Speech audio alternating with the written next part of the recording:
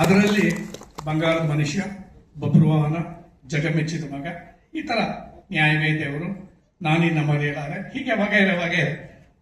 ಏನ್ ಹೇಳಕ್ ಇಷ್ಟಪಡ್ತೀನಿ ಅಂದ್ರೆ, ಇಲ್ಲಿ ಬಹಳ ಜನ ಪ್ರಶ್ನೆ ಕೇಳಕ್ಕೆ ಬಂದಿರ್ತಾರೆ.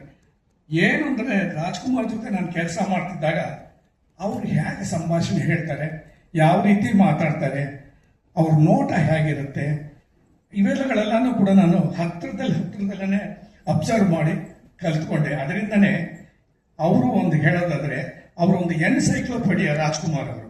ನಿಮಗೆ ಏನು ಬೇಕೋ ಆ ರಾಜ್ಕುಮಾರ್ ಅನ್ನೋ ಇದಕ್ಕೆ ನೀವು ಓಪನ್ ಮಾಡಿದ್ರೆ ಅದು ವಿಲನ್ನು ಕೂಡ ಸಿಗ್ತಾರೆ, ರಾಕ್ಷಸನೂ ಸಿಗ್ತಾರೆ, ಭಕ್ತಿ ಪಾತ್ರದಲ್ಲಿ ಮಾಡಿದವರು ಸಿಗ್ತಾರೆ, ಪ್ರೇಮದಕ್ಕೂ ಸಿಗ್ತಾರೆ, ಎಲ್ಲದಕ್ಕೂ ಸಿಗ್ತಾರೆ. ಸೊ ಆ ತರ ರಾಜ್ಕುಮಾರ್ ಅವ್ರ ಜೊತೆ ನಾನು ಕೆಲಸ ಮಾಡಿದ್ದೀನಲ್ಲ, ಅದೇ ನನ್ನ ಪುಣ್ಯ ಅಂತ ಹೇಳಕ್ ಬರ್ತೀನಿ. ನಂತರ ಹುಣಸೂರು ಕೃಷ್ಣಮೂರ್ತಿಗಳ ಜೊತೆ ಕೆಲಸ ಮಾಡಿದೆ ನಾನು. ಬಬ್ರುವಾಹನ, ಭಕ್ತ ಕುಂಬಾರ, ಆಮೇಲೆ ಜಗಮೆಚ್ಚಿದ ಮಗ ಅಂತ, ಇದೆಲ್ಲ ಅಣ್ಣ ಅವ್ರ ಪ್ರಚಾರ. ಸೊ ಇದರಿಂದ ಬಹಳ ಕಲ್ತ್ಕೊಂಡಿದ್ದೀನಿ ನಾನು. ಯಾಕೆಂದ್ರೆ ಎಸ್ಪೆಷಲಿ ಇದು ಭಕ್ತ ಕುಂಬಾರದಲ್ಲಷ್ಟೇ ಹಾಡುಗಳು ಬರ್ತಾರೆ ಹುಣಸೂರು ಕೃಷ್ಣಮೂರ್ತಿಗಳು. ಆ ಹಾಡುಗಳು ಅದನ್ನ ರಾಜ್ಕುಮಾರ್ ಅವರು ಅಭಿನಯಿಸಿರೋದು, ಇವೆಲ್ಲ ಬಹಳ ಚೆನ್ನಾಗಿತ್ತು ಆ ಚಿತ್ರ.